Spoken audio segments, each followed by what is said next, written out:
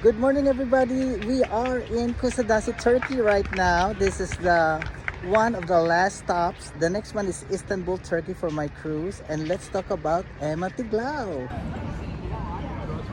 Good morning. We are now in Kusadasi, Turkey. And tomorrow we'll be in Istanbul, Turkey.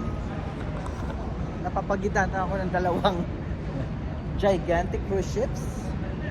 We are now in port. We are now going to town and we're going to visit some sort of a old castle or fortress. So for today, kamusta naman po ang laban ni Emma Tiglao? I think she's going to do very, very well. Maybe there are just 5 points that we have to talk about. That'll be the minus points. So, number 1 will be the possibility of a back-to-back. Napakahirap nun. But I think, baka kaya niya. Kaya niya. Because right now, what I see in Emma Tiglao is what supposed to be a Miss Grand International is. Her attitude, her styling, everything. Kaya lang, because of that situation, it's a back-to-back thing, so it's really hard. Number 2 is what will be her relationship with the organization, with Nawat, with all the chaperones.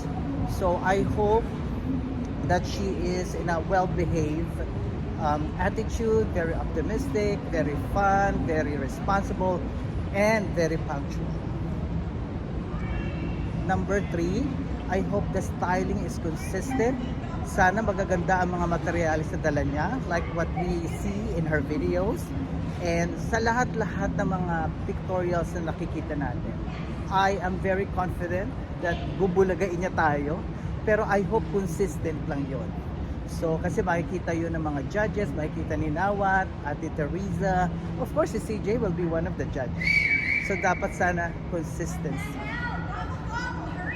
Number 4, ano pa kaya? I hope the relationship with the other girls, sana hindi siya i-bully, sana maging maganda ang relationship niya with everybody kasi it is always counted. Remember, number 5, besides face, besides beauty, brain, body, and business, number 5 now is behavior. So I hope she'll be at her very best when she is competing in Miss Grand International, diba? Ano pa bang merong i-consider? I think that's all. She is really Miss Grand International. And because of that, I gave her, yung kanyang comm skills, parang hindi pa polished. Parang may kulang pa. Parang hindi pa ako convinced. But she'll be doing okay. English speaking naman siya. She has an experience in newscasting. She has experience in front of the camera. Ilang years na ba yan? 5 years? 4 years ba yon? I think she'll be doing well. Kaya lang, sana i-improve pa niya na magkaroon pa ng kaunting content and make it a little bit emotional. Kasi nakita ko yung mga interview niya sa kanyang departure party and she was asked by some questions by the press. Parang hindi pa ako convinced. But I'm happy that she's using Filipino words para maging siguro more relatable siya. But in terms of English and everything, I think she'll be okay. I think she'll be okay. And that's it. Good luck, Miss Emma Tiglao, and hope you bring a back-to-back win. It's going to be hard, pero I'll give her a 95% approval. As of now, I give her 95% na pwede siyang manalo.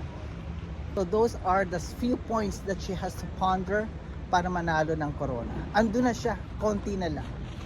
She has the beauty, she has the body, she has the business, she has the nice behavior, and what's the other one? She has the brain. So I think she is on her way just to claim the crown. Thank you very much, and hello from Kusadasi, Turkey. Bye! With every step we take, Kyoto to the bay, strolling so casually. We're different and the same.